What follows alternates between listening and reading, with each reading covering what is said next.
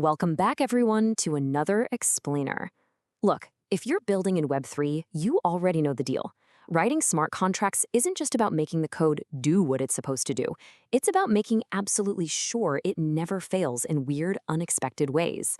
So today, we're going through the ultimate survival guide for mastering smart contract validation. We're going to do a deep dive, side-by-side comparison of the two absolute heavyweights in Solidity, require and assert. To really get why this is so critical, we honestly just need to think about this number, 60 million. Back in 2016, the infamous DAO hack drained $60 million worth of Ether, all because of a reentrancy vulnerability. That wasn't just a bug, right? It was a literal existential threat to the whole ecosystem at the time. So, when we talk about validation in your smart contracts, we're not just talking about, best practices or writing clean code.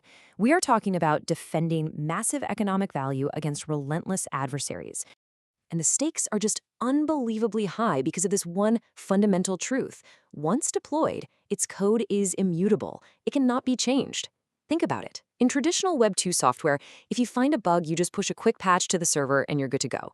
But in Web 3, there is absolutely no quick hotfix for a live contract holding millions of dollars. Trustlessness literally means no one can just go in and alter the rules on the fly, which makes getting your validation mechanisms right a matter of absolute survival. Okay, let's dive into this. Here is the structured roadmap we're going to take today. We'll start by looking at the high stakes of code, and then we'll introduce require as our friendly gatekeeper, followed by assert as the panic button. From there, we'll put them head-to-head, comparing the concepts of invalid versus impossible, and finally, we'll wrap up with the best practices you actually need to lock down your own code. All right, part 1, the high stakes of code, understanding runtime validation. At their core, both of these tools do one main thing. If their condition evaluates to false, they immediately halt execution and revert all state changes. Moving right along to part 2, require, the friendly gatekeeper for handling expected conditions. So, require is our first main character here. You can kind of think of it as the bouncer at the door of your smart contract. It's specifically designed to guard against expected user errors and external state fluctuations. For example, you're going to use it to validate user inputs. Is the number they just provided actually within the expected range? You also use it to enforce preconditions, like checking if the caller actually holds the right admin permissions, or maybe if they have enough funds to actually make a trade. And finally, you use it to validate return values from external calls, basically just making sure that an external contract actually did what it was supposed to do. Now, here is a really crucial design choice. When a require statement fails, it refunds all of the remaining gas to the caller. This is brilliant, and it's totally necessary, because require is there to handle expected failures, like, say, a user accidentally typing an extra 0. Just an honest mistake. It doesn't aggressively punish them for it. The user is only paying for the computational work the network actually performed, right up until the exact moment the contract reverted. All right, part 3, assert, the panic button for defending internal invariance. We're shifting gears a bit here because assert is not friendly. It's severe, it's urgent, and it is reserved strictly for your contract's internal logic. If an assert fails, it consumes all remaining gas, and it triggers a panic error. Why? Well, this deliberate, massive penalty exists to signal a critical, catastrophic bug. An invariant, basically a core mathematical truth that you, the developer, believed was entirely impossible to break, has just been violated. Burning all that gas discourages developers from using assert for normal user input validation, which aligns perfectly with the idea that an assert failure represents a massive programmer error, not a user error. Let's look at how this actually plays out in modern development. In Solidity version 0.8.0 and above, assert uses specific panic error codes to immediately flag the exact nature of the internal error. So if you see a 0x01, it's a standard assert failure. A 0x11, that tells you an arithmetic overflow or underflow just happened in an unchecked block. 0x12 means someone actually managed to divide by 0. These codes give developers surgical precision when a critical invariant shatters. Which brings us to part 4, invalid versus impossible, the ultimate showdown. Let's bring both of these concepts together side by side. Both of these tools totally embody the Web3 security philosophy of failing fast and failing loud, but they draw a really clear dividing line. And this brilliantly illustrates that line. Require handles the invalid. For instance, if a user sends 0.005 ETH, then the absolute minimum required is 0.01 ETH, well, that's invalid. The user is just testing boundaries or they made a simple mistake and the contract rightly rejects it. Assert, on the other hand, handles the impossible. Like if a sender's balance somehow becomes negative after a transfer. Assuming correct arithmetic, that should be completely impossible. If it happens, your contract isn't just dealing with a bad input, it is fundamentally broken.